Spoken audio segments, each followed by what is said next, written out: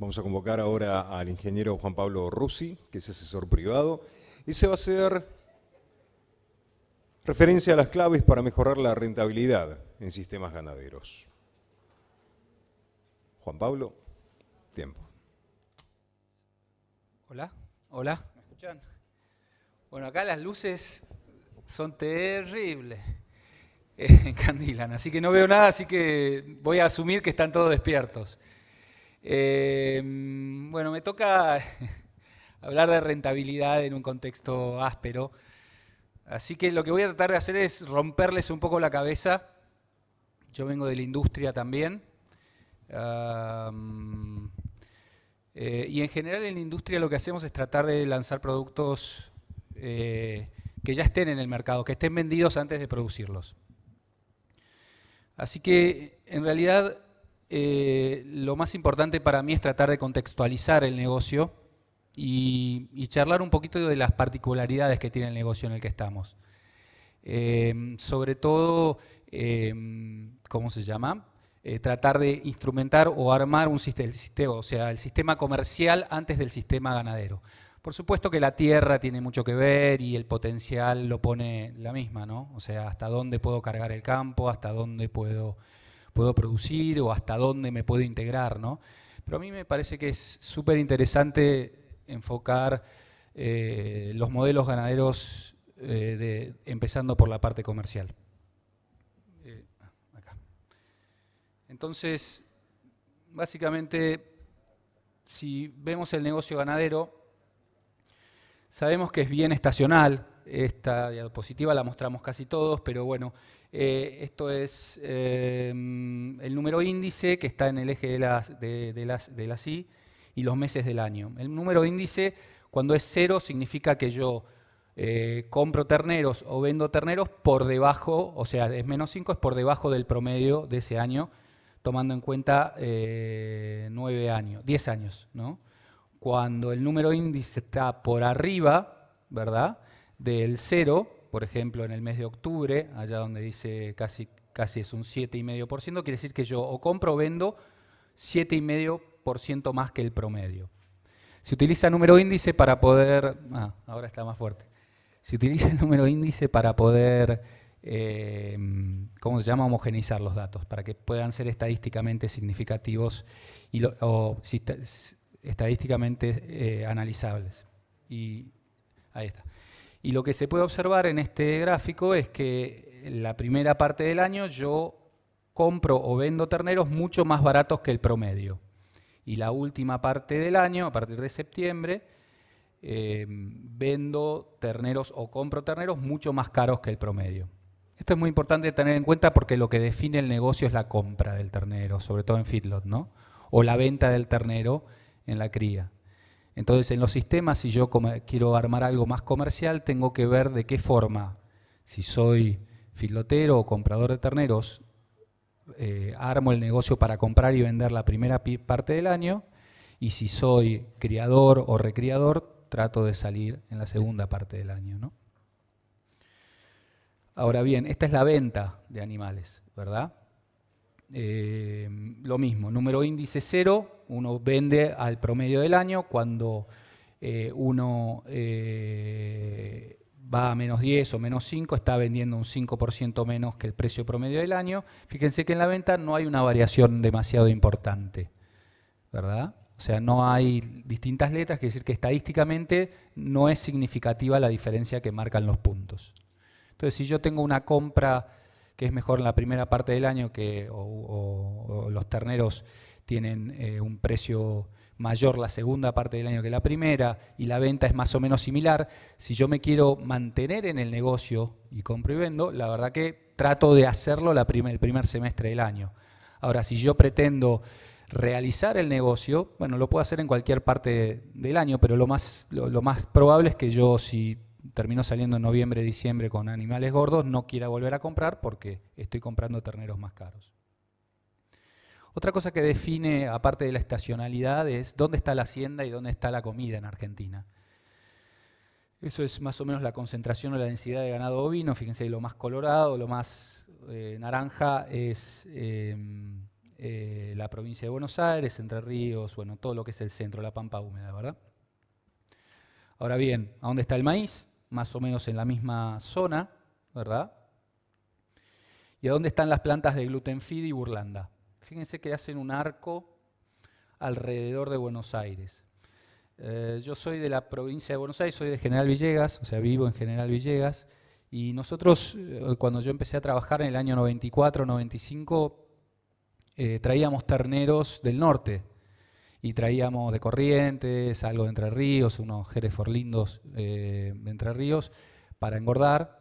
En ese momento era casi todo pastoril. Yo soy productor agropecuario también, y teníamos unas 1000 hectáreas de pasturas donde recriábamos y terminábamos con un poquito de suplementación. Estoy hablando del año 94, 95, hasta el 2001. Ahora fíjense dónde están todas las plantas de burlanda y de gluten feed. Ahora le hacen una especie de filtro a los terneros que yo pueda comprar del norte. O sea, yo en Villegas ya no soy más competitivo, ¿verdad?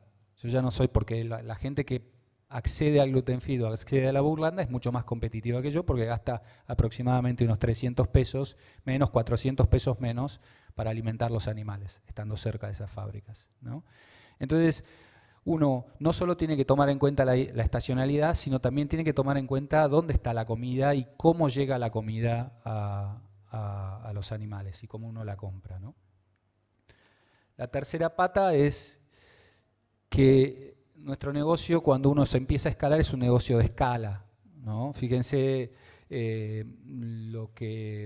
digamos, los costos de hotelería, que son las barras azules, cuando uno...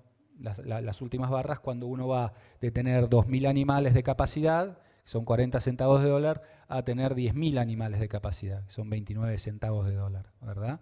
O sea, hay una ventaja enorme en tener escala. Y si uno no tiene escala, estar integrado. Ser un productor chico que, aparte de tener un feedlot pequeño, comparta el empleado para hacer otros menesteres, ¿verdad?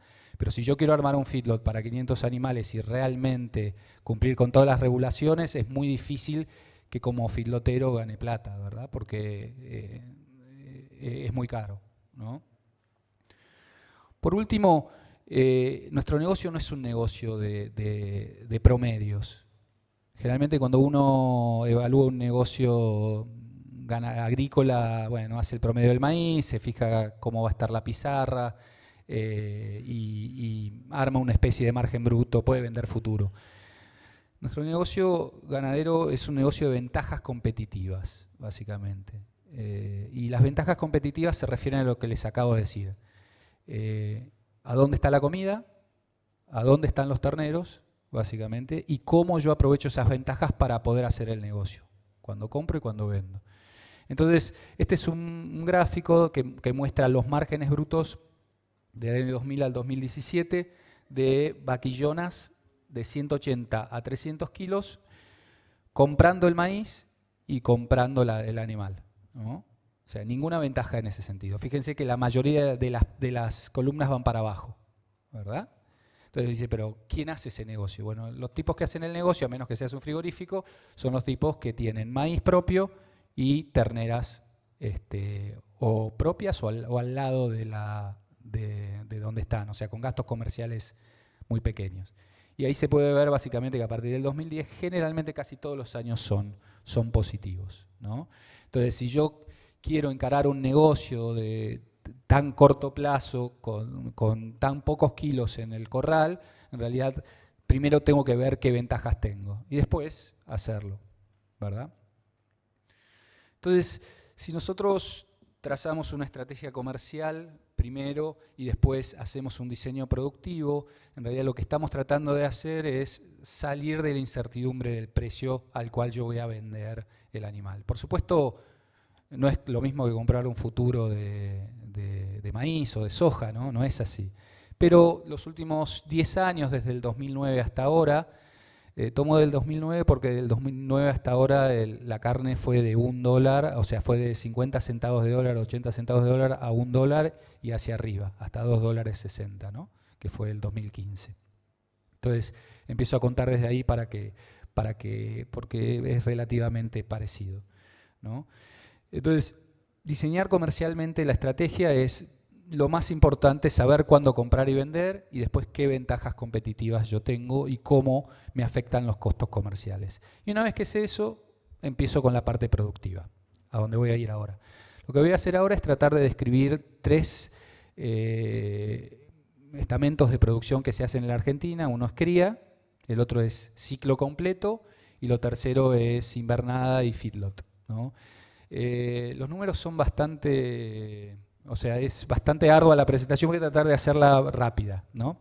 Pero bueno, como comentaba en la presentación anterior, en la cría lo más importante, yo siempre lo divido en 4 cajas, ¿no? que compiten entre sí, pero la más importante es la primera, que es calcular la carga por hectárea, sobre todo en lugares marginales, ¿verdad? Que generalmente la cría se hace en sitios marginales, donde el promedio de lluvias es un promedio de 1200 milímetros y 400 milímetros, ¿verdad? O sea, no es un promedio que tenga una variabilidad de menos del 20%.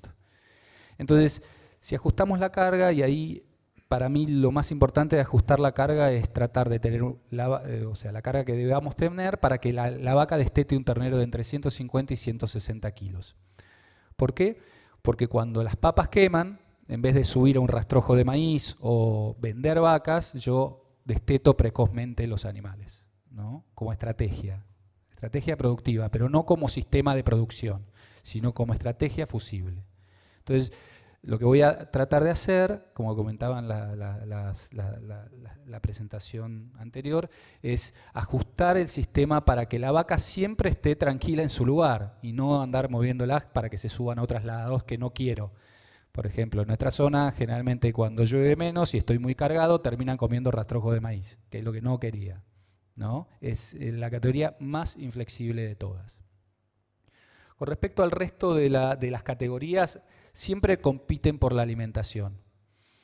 La recría de vaquillonas, la recría de terneros y la vaca de refugo, que hoy es la que ha salvado el margen de los sistemas ganaderos de cría, o sea, la vaca china, la famosa vaca china, es la que sostuvo el precio, o por lo menos no cayó tanto, y es la que está sosteniendo los márgenes hoy. ¿Cómo se llama? Compiten por la alimentación. Entonces uno tiene que ser, digamos, tiene que a principio del año ver a qué categoría le va a dar de comer. Por supuesto, siempre podemos destetar y sacarnos de encima los terneros, pero lo ideal no es eso, es tratar de darle algún kilito más y salir fuera de la zafra, ¿verdad? Sí, siempre que tratemos de empezar por la parte comercial. Y la recría de vaquillonas siempre se puede comprar. Hoy se da un caso particular en la Argentina que no se daba, yo nunca lo vi desde el 95 que trabajo, desde que me recibí, y desde el 90 que ayudo en la producción del campo familiar. Nunca había visto la situación esta, que una vaca de refugo sostuviera el margen, básicamente, de cría, ¿no? Entonces lo que hice fue tratar de hacer 2 modelos bien diferentes, uno con alta carga, con un poquito de inyección de rollos en realidad y manejando, ¿cómo se llama?, los costos, y el otro un modelo de más baja carga, un modelo más marginal, y voy a tratar de desglosarle cuáles son los costos y en qué costos se tienen que fijar para que el modelo sea, ¿cómo se llama?, exitoso en la parte comercial, en la parte de margen. Antes que eso, es importante entender la fisiología de los animales y también es importante, entender que si nosotros alimentamos los terneros desde el inicio, digamos, si nosotros intensificamos desde el inicio, y podemos ver como la vaca, una pirámide a mano izquierda, donde la gestación, después viene el parto, el destete, la recría y la terminación, ¿no? Cómo se van formando los distintos tejidos. El tejido muscular se forma en la gestación, ¿verdad? Y se hipertrofia y se estira desde el parto hasta la terminación, ¿verdad? Pero el tejido adiposo funciona de forma diferente, ¿no? Hay 250 días entre el último tercio de la gestación hasta que los animales tienen 200 kilos, donde si nosotros alimentamos un poco mejor al ternero y a la vaca, genera más adipocitos intramusculares el ternero, básicamente. para poder alimentarlo y, ¿cómo se llama? Y que genere una mejor calidad de carne si yo quiero ir a un novillo pesado, ¿no? O novillo bien pesado. Disculpen que puse esto antes, pero me parecía importante comentarlo porque una de las técnicas para poder llegar a un novillo pesado con buena calidad y diferenciar la calidad de la carne es alimentar a los animales el último tercio de la gestación y durante todo el destete, ¿no? Para que esos terneros tengan lugares a donde poner grasa intramuscular. Pero bueno, volviendo a los modelos, estos son los dos modelos. El primer modelo, como ven en la primera columna, que tiene números, es de 0,7 por hectárea, un modelo bien intensivo, de 0,25 el segundo modelo, de baja carga.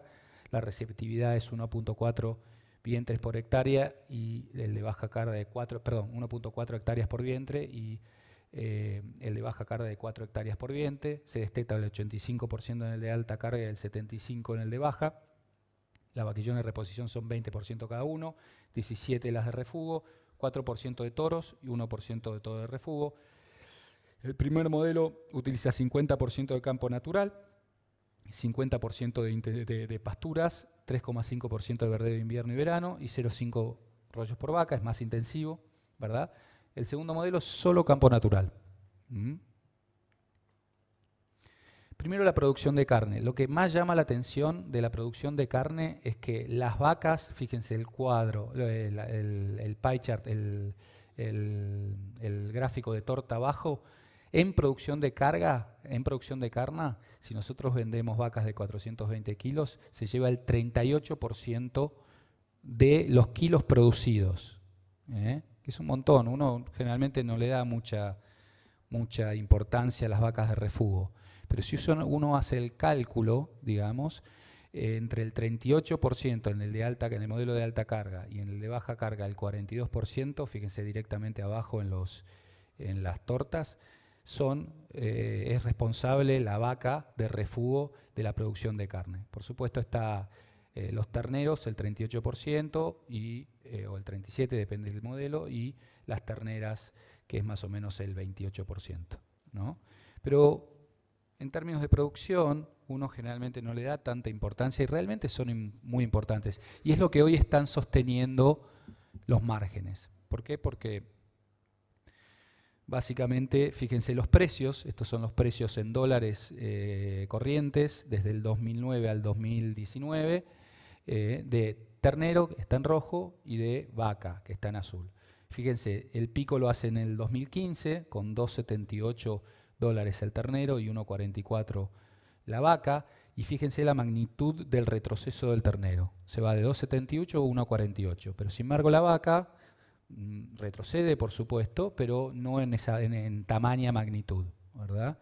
Por eso yo les digo que hoy lo que sostiene, primero, si nosotros calculamos que el 40% de la producción en estos dos sistemas es de producción de vacas de refugo o de venta de vacas de refugo, ¿cómo se llama? Nosotros y sumamos a que la vaca de refugo en dólares no cayó tanto, es la que ayuda a sostener el sistema, ¿no? Entonces fíjense que ahí aporta casi las vacas en el primer modelo, la tercera columna, $48 por hectárea, ¿verdad? Casi el 30 o el 40% del ingreso neto.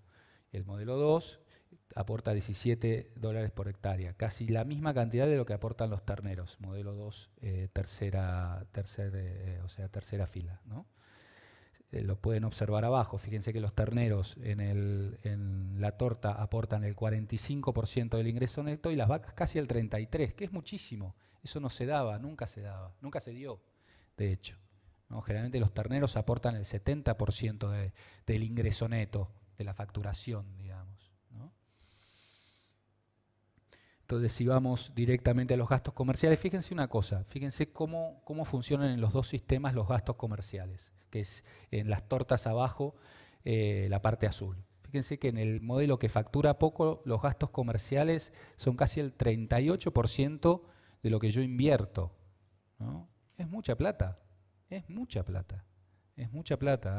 Si uno tiene un sistema de baja carga, de baja tecnología, y bueno, tengo que pelear el mango, el flete a morir. A morir.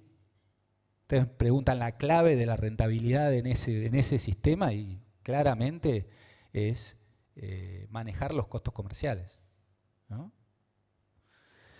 En segundo término está todo el resto. La renovación de pasturas surge como en los de alta carga como el segundo costo importante, y por supuesto la suplementación con rollos, que es un 13%, ¿no? Entonces, si vamos a los márgenes, fíjense que desde en el 2015 éramos unos cracks. Yo me acuerdo que iba a La Prida, parecía un casino en el sudeste bonaerense. Iban ganando plata a los gringos, espectacular. Se traían de todo, aplicaban tecnología, $193 por hectárea. Preñaban todas las vacas, espectacular. La verdad que un movimiento, no conseguías, por ejemplo, no conseguías lugar en el hotel para quedarse, porque había mucho movimiento, porque básicamente casi $200 por hectárea en un modelo de alta producción y 60 en un modelo de baja. Ahora fíjense ahora dónde estamos, casi estamos en la mitad, ¿no? Bueno, hay que aguantar, todo da vuelta. Entonces, si vamos a los conceptos de cría, que para mí son muy importantes, es lo principal, como mencionaban las disertantes anteriores, ajustar bien la carga, fundamental. La carga para mí se ajusta siempre destetando un ternero entre 150 y 160 kilos, sobre todo en los sistemas bien marginales, para después poder usar de fusible el destete. Eso es muy importante. Hoy más o menos estamos gastando, si quiero hacer un destete precoz entre maíz, etcétera, para hacer 60 días estamos gastando unos 2.000 pesos, más 1.800, 2.000 pesos por animal, ¿no? Que si el animal se vende a 10, 11.000 pesos es un 20%, ¿no?, del ingreso.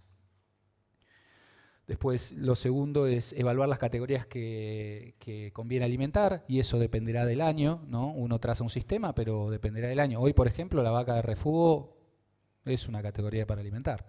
Hace 1 año y medio yo te diría, bueno, deshacete de la vaca de refugio, ¿no? Pero es una categoría para invertir.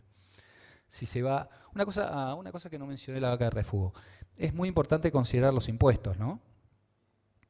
Es muy importante considerar los impuestos, porque la vaca se amortiza y cuando se vende, básicamente se paga ganancias como el total. Entonces, no debo ni quiero bajar el stock, ¿verdad? Por lo menos en vaquillonas, ¿no?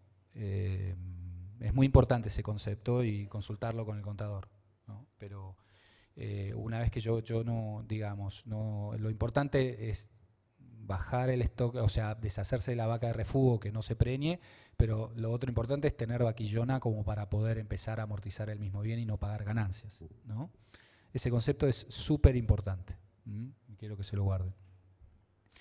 Bueno, como dije, hoy la vaca sostiene los márgenes, y la presentación y prestarle, sobre todo en los modelos de baja tecnología, mucha atención a los costos comerciales, ¿no? Pero no haber dicho nada de que no sepan.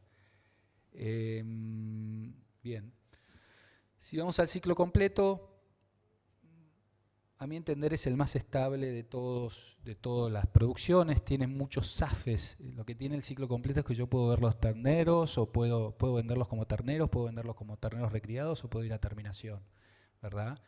Está muy bueno eso, no solo eso, sino que integro la parte de lomas del campo con las partes de bajos.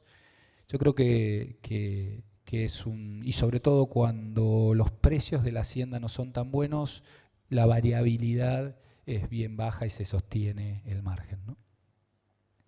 Entonces, lo mismo con cajas. A mí me gusta siempre representar. Yo veo 3 cajas en el ciclo completo. Como siempre, la cría, el punto clave más allá de la carga es el porcentaje de destete de terneros. Es lo que me define el negocio, ¿verdad? Si yo tengo un ciclo completo bien ajustado en la recría y la terminación, pero no tengo una buena cría, el número deja de funcionar, ¿verdad? Con respecto a la recría, lo que más importante, sobre todo cuando se hace a pasto, es prestarle mucha atención al engorde diario, ¿no? A la ganancia diaria de peso. Yo creo que esa es la clave y el indicador más importante. Y no tener miedo a encerrar en distintos momentos, por más que no sea el peso que yo quiero, o mechar corrales de recría. El corral de recría es como una parcela más. Si uno lo hace bien, entra perfecto. Ahora después les voy a explicar cómo hacerlo o qué cosas mirar para que ese corral técnicamente funcione. Pero bueno, es así. Y por último, la terminación. Para mí la clave son los días.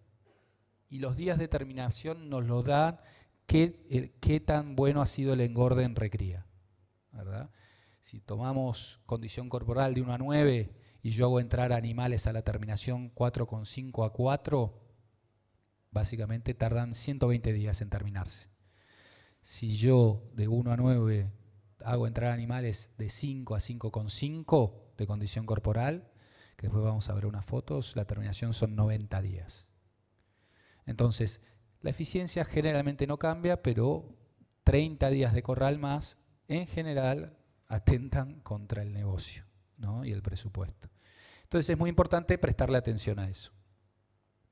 Entonces, si vamos a los números, lo que hice fue 3 modelos diferentes, uno con una carga de 0,75, otra con 1,10 y otra con 1,25 por hectárea. Acuérdense que estoy usando corrales, entonces eso no es solo la carga de cría, sino es la carga de cría más la de recría y el corral metido todo junto, por eso son tan altas. 85% de destete, son ciclos completos. Teóricamente esos bajos dulces los voy a complementar con lomas y pasturas que me puedan dar un plus de producción. 20% de vaquillonas de reposición, 17% de vacas de refugo, 4% de toros, 1% de toros de refugo y 1% de mortandad. El peso de venta de los novillos es 400 kilos en el primer modelo, que es cría, recría y terminación pastoril. Sí. El segundo modelo, bueno, ahí se fue, mi segundo modelo, ahí va. Es de termino 390 kilos, que es cría, recría y terminación a corral. O sea, recría pastoril y terminación a corral. Y el último modelo, que es cría y terminación a corral. Derecho viejo de desteto de 200 kilos y van a los corrales a terminarse, de 300 kilos. 300 kilos los machos y 300 kilos las hembras. El engorde diario va variando de acuerdo al modelo general, pero el primero presupuesto 500 gramos, el segundo 800 y el tercero 1 kilo. El ciclo de engorde, fíjense cómo varía, de 16 meses pastoril en novillos y 10 meses en vaquillonas, bajo a 9 y a 6 en el segundo modelo, y en el que va derecho viejo a los corrales son 4 meses y medio y 5 meses, ¿verdad? Bien rápido, ¿no? Andamos por el pianito en el último modelo. 10% de campo natural, 44% de pasturas de cría, 40% de pasturas de invernada. Para que tengan una idea, si manejan materia seca, las pasturas de cría generalmente las presupuestamos en 3.500, 4.000 kilos de materia seca de oferta, mucho más sobre primavera, algo en verano y algo en otoño, nada en invierno. Y las pasturas de invernada son pasturas con un poco de alfalfa, un poco mejores, que uno presupuesta entre 6.500 y 7.000 kilos cosechables de alfalfa, ¿no? Verdeos de invierno, un 10%, más o menos 3.000 kilos de materia seca. Y 0,3 rollos por hectárea. La suplementación, fíjense que pasa de 0 en el primer modelo, 1.100 kilos de maíz para los novillos y 600 kilos de maíz, 615 kilos de maíz para la vaquillona.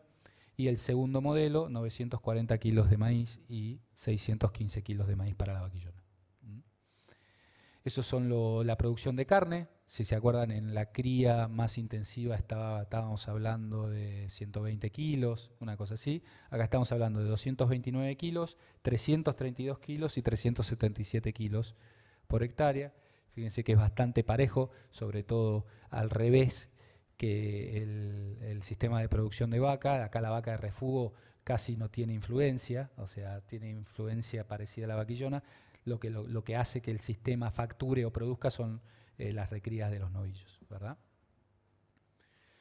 Y bueno, estos son los márgenes desde el 2009 hasta el 2019, en realidad. Fíjense que el mejor margen ha sido $337 por hectárea, que está muy bien. Eso fue en el mismo momento que se hizo los mejores márgenes de cría, en el 2015. El modelo más intensivo, que es el que incluye corral de terminación apenas sin usar recría, en los terneros, simplemente que vayan y se termine de 300 kilos, es el más exitoso de todos. Y el modelo intermedio factura un poco menos, y el más bajo de todos es el más pastoril. La pregunta que me hicieron todos los que me reportearon hoy, que fueron un montón, es, bueno, ¿y por qué no recriamos en la Argentina? Bueno, la tecnología está, ¿no? Sí está, sí sabemos cómo hacerlo. Bueno, tiene que traccionar el precio. Tiene que traccionar el precio. Si el precio tracciona, el productor convierte esos lotes intermedios a recría, o en su defecto uno utiliza las técnicas de engorde a corral para recriar en los corrales, ¿no? El problema de hoy es que el precio hace varios años no aparece, ¿no? Sobre todo del 2001 hasta ahora. Entonces, ¿cuáles son las ventajas del ciclo completo? En términos, si vemos el ingreso bruto, bueno, tenemos muchos fusibles, podemos vender los terneros en otoño, podemos vender las recrías en primavera, y eso nos brinda una ventaja comercial, y podemos vender animales gordos en verano y otoño, ¿no? Con respecto a los costos directos, la integración comercial es fundamental en este tipo de modelos, ¿no? La agricultura que yo hago en parte de mi campo, que proveo maíz para poder hacer, o sorgo para poder hacer los encierres, fundamental. Y sobre todo, no tengo el gasto intermedio si yo voy a comprar, tengo el gasto del ternero, el ternero ya lo tengo, no tengo costos comerciales ahí, que eso es muy importante. Y con respecto a los costos indirectos, el costo de oportunidad de la tierra, lo importante es que si yo voy a utilizar tierra de alto valor, tengo que diluirla el costo de eso tengo que diluirlo con producción, ¿verdad? No puedo agarrar un lote de 12 kilos, 10 quintales o 8 quintales de soja y producir 200 kilos, 50 kilos por hectárea, ¿no? Tengo que hacerlo, producir de verdad, ¿no? Y todo eso se diluye con producción. Bueno, esto es ciclo completo. Y ahora, por último, ya no los aburro mucho más, vamos al feedlot y a la invernada, ¿no? Para mí, lo que voy a hacer, voy a analizar 9 modelos y voy a tratar de decirles la única clave, o para mí la clave de cada uno de los modelos para que sean lo más rentable posible, ¿verdad? Entonces, disculpen. Si yo encierro primero el primer modelo de 100 a 300 kilos, agarro el destete precoz, lo encierro 100 a 300, consumo unos 1.200 kilos de comida, todo a corral. ¿Cuál es cuál es la clave del éxito de ese modelo? Y la mortandad. Bajar del 2,2% de mortandad. Y eso se hace básicamente tratando bien al ternero de entrada, ¿no? El ternero entra sin saber comer, ¿no? Es un ternero que tiene que comer muy concentrado, ¿no? Como si fuera una dieta de terminación, porque tiene muy poca capacidad para comer. Generalmente entra anémico, ¿no? Así que la sanidad es fundamental. Entonces, lo más importante es cuidar la mortandad. Y la mortandad generalmente es manejo y sanidad, ¿no? La dieta tiene que ver, no tiene que ser una dieta demasiado alta en proteínas, sino más bien muy concentrada en energía. Generalmente se usa maíz entero, porque en realidad el ternero viene de estar al pie de la madre y, como ustedes saben, es una cuestión física, no química, ¿no? El ternero toma leche, la leche se cuaja en el abomazo y despacio empieza a darle los nutrientes, muy despacito, la lactosa, la grasa y la proteína, para que no generar diarreas, ¿no? Ese es más o menos el concepto físico de cómo funciona la leche dentro del animal. Cuando nosotros cambiamos de leche y le damos maíz, eso ya no tenés nada que cuaje, ¿no? Que retenga en el abomazo y que poco a poco vaya alimentando el intestino. Entonces, nuestro peor enemigo son las diarreas, ¿verdad? Porque, ¿qué pasa? Si yo doy maíz molido o cosas demasiado fuertes, demasiado molidas o micronizadas, pasan como vienen, generan, ¿cómo se llama? Generan que el agua de adentro, de afuera del intestino o de adentro del animal se meta hacia adentro del intestino permeable, y generamos diarrea, y esa es la primera razón de la mortandad, ¿no? Entonces, lo que tenemos que hacer es dar alimentos, digamos, pues, si vamos a dar maíz entero. Si vamos a dar harinas, tratar de que sean peleteadas o alimentos balanceados. Puede ser que estén texturizados también, ¿no? Eso es muy importante. Entonces, el primer modelo, la mortandad. El segundo modelo, de 180 a 300 kilos, siempre tener ventajas competitivas. O ser un frigorífico, que ahora se fue Jorge, siempre se ríe, o en su defecto tener terneros propios, tener los terneros al lado, tener una fábrica de burlanda al lado, hacer maíz, hacer sorgo, ¿no? Esa es la forma de poder tener, digamos, un negocio bueno. Lo tercero es el corral en cierre largo de recría de 180 a 360 kilos o 400 kilos si ustedes quieren, todo a corral. Lo más importante ahí es la restricción que podamos hacer en la recría. Nosotros, el concepto ahí es que el animal tiene que comer lo que nosotros queramos y no lo que él quiera. ¿Sí? Así que bueno, la restricción que hagamos ahí va a repercutir en la terminación y en los días de terminación que tengamos y en la eficiencia global. Eso lo voy a mostrar. Después el verdeo a corral, tener un engorde razonable en el verdeo. Monte a corral, o sea, largarlos durante un año, un monte, unas pasturas de baja calidad, después encerrarlos. Lo importante ahí es no ganar menos de 400 gramos por día. Si gano menos de 400 gramos por día, termino haciendo un compensatorio en el corral que termina matando el negocio, ¿no? Después el de la vaquillona para madre, tengo que tener o ser una cabaña o tener el novio, digamos, como yo digo siempre, saber a quién se lo voy a vender, porque en general, si hago este negocio de oportunidad, termina saliendo mal. La vaca china funciona, es un negocio corto. Lo importante es no comprar una vaca fundida y saber que a los 90 días el negocio tiene que terminar, porque la vaca que no se engordó a los 90 días no se engorda. 10 minutos, crack, termino. Y el último, el verdeo y pastura corral, que es el más largo de todos, el manejo del corral en la terminación y el engorde en la etapa de recría. Entonces, si vamos a las claves productivas, acá tengo un cuento muy bueno. Había un paisano correntino, Mol, 120 kilos devastado el tipo. Devastado porque se pesaba los martes, después de los sábados, que el lunes por lo que había chupado no podía comer nada, se pesaba los martes. Me decía, ¿cuánto pesa Mol? 120 kilos devastado peso, patrón. Bueno, ahí va. Así que sí, no pasaba por la puerta, Mol. Y entonces lo llamaba por radio y, claro, en realidad todo viene a cuenta de otra cosa. Pero bueno, lo llamaba por radio y le decía, Mol, atento Mol, sí, ¿cómo andan los novillos en la parcela? Estaba faltando mantención, patroncito, estaba faltando mantención. Quiere decir que estaba muerto de hambre. ¿Y cómo son los bosteos? Y ahí viene el cuento. Y los bosteos eran parecidos, ¿a dónde los tengo acá? A estos, ¿verdad?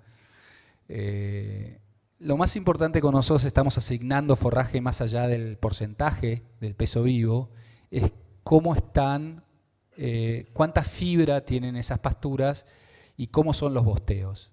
Entonces nosotros necesitamos manejar un idioma común con la gente que recorre. Como con los carpinteros, los electricistas, para mí los recorredores y los filoteros tienen su idioma en particular. Un idioma o una forma de comunicarse es interpretando las bostas. Entonces, esta es una bosta de 400 gramos por día. Entonces, lo importante es ir hasta el comedero o al bebedero, en realidad el bebedero porque están pastoreando, y contar las bostas.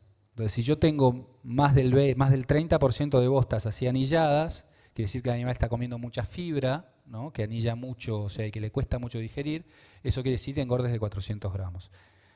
Si yo, sin embargo, tengo bostas con una buena asignación de este estilo, son bostas de 700 gramos, ¿verdad? Entonces es muy importante manejarlo. Yo lo manejaba con Mol, bueno, ustedes con el que tengan, manejar esta información. Porque no solo pasa por la asignación y el alto del pasto, sino por la calidad, ¿no? Y si yo estoy recriando, ¿verdad? Yo lo que quiero es moverme entre esos 400 y esos 700 gramos de engorde. Lo mismo pasa con los corrales. Los corrales entran para mí en recría como una pastura. Ahora, depende de la alimentación que nosotros le vayamos a dar, va a depender el engorde diario que nosotros querramos, ¿verdad? Yo no puedo pretender un engorde diario de 1 kilo en un corral de recría para después salir a terminación al campo. Eso no va a funcionar. Lo más probable es que los animales queden parados ahí. Entonces, depende de la dieta, yo voy a buscar un engorde diario determinado. La primera dieta, el primero es un ensayo de Por Domingo del año 2010, el segundo es un ensayo de Irene Seconi y Nelinta Villegas del año también 2010. Las primeras dietas son 70% de maíz entero, 15% de harina de girasol, afrechillo 12%, o sea, dieta seca. La segunda dieta es usando silaje, ¿verdad? Entonces, si yo voy a hacer recría, Fíjense, la dieta seca tiene un engorde diario, el eje de las Ys es la ganancia diaria en el campo o global, y el eje de las X es la ganancia diaria en el corral. Si nosotros vemos que asignamos dieta seca, fíjense que la ganancia global o la ganancia diaria tiene un óptimo en 750 gramos. Después, a medida que voy engordando más en los corrales hasta 1 kilo, en el campo me quedo parado en 450 gramos, ¿no? A la derecha está una dieta con silaje, donde yo engordo en el corral abajo, puedo engordar hasta 850 gramos, 900 gramos en el corral, 850 diría, para que la ganancia global sea de 730 gramos. ¿Se entiende? O sea, depende de la dieta, depende cómo haga la recría, voy a tener un engorde diario determinado. Y eso se hace con el consumo, asignando consumo, ¿no? La dieta de la derecha, que es húmeda, tiene un consumo del 2,8% del peso vivo, 2,75. La dieta de la izquierda, la óptima, tiene 2,5 de asignación. Por último, la restricción en los corrales es fundamental, y este es un trabajo adaptado de Sainz del año 95. Fíjense, los animales entran al mismo peso de entrada y salen con peso de salida similar en los dos modelos. El primer modelo es restringido, el segundo modelo es todo a voluntad, o sea, la restricción en la recría y después a terminación a voluntad, y en el segundo modelo la recría a voluntad y la terminación a voluntad, ¿no? Fíjense abajo, en los días son 200 días tardan menos los que restringí, 7,4 la eficiencia de conversión contra 10,12 la eficiencia cuando doy a voluntad, ¿no? O sea, lo importante que es armar una recría, si voy a usar los corrales para recría restringida, ¿no? Autoconsumos, un poco de esto. Nosotros usamos autoconsumos para recriar durante 3 o 4 años. ¿Listo? ¿Terminé? ¿Me marcó? ¿5 minutos? Ok, sí, termino bien. Fíjense la eficiencia de conversión, que es lo que está marcado en rojo, cuando se utilizó autoconsumo de 10,9 a 1, y cuando utilizamos para recriar en la misma categoría, 7, de la misma categoría, pero llevados al corral. O sea, los autoconsumos funcionan, andan espectacular, lo que hay que hacer es evaluar los costos, ¿no? Y con respecto a la terminación, este es un ensayo que hicimos en el feedlot nuestro. Estos son animales de la izquierda de 3 a 4 de condición corporal y los de la derecha de 4,5 a 5. Lo que pasó básicamente es que los animales que tuvieron peor condición corporal, fíjense, tardaron, las líneas azul, 92 días en terminarse, contra los que mejor condición corporal tuvieron, tardaron nada más que 80 días, ¿no? Entonces es importante evaluar esas cosas para tener en cuenta. Estos son los márgenes brutos de hoy, son bastante feos, y márgenes netos de hoy, de los modelos que les mostré. Lógicamente hoy dan 0 o negativo. Estamos en octubre, estamos comprando espantosamente mal. Si ustedes compraron en junio, el negocio está dando casi 5.000 pesos. Hoy los márgenes son negativos, por supuesto, porque se analiza en un momento malo. Entonces, por supuesto, cada actividad tiene sus puntos claves a tomar en cuenta, y los modelos para planificar bien las salidas y las entradas de cada categoría necesitamos hacerlo bien para poder tener éxito. Así que muchas gracias. Espero no haberlos aburrido mucho. Gracias. Como diría... Gracias, Juan Pablo. Como diría Soda Stereo, gracias totales por haberse quedado hasta tan tarde.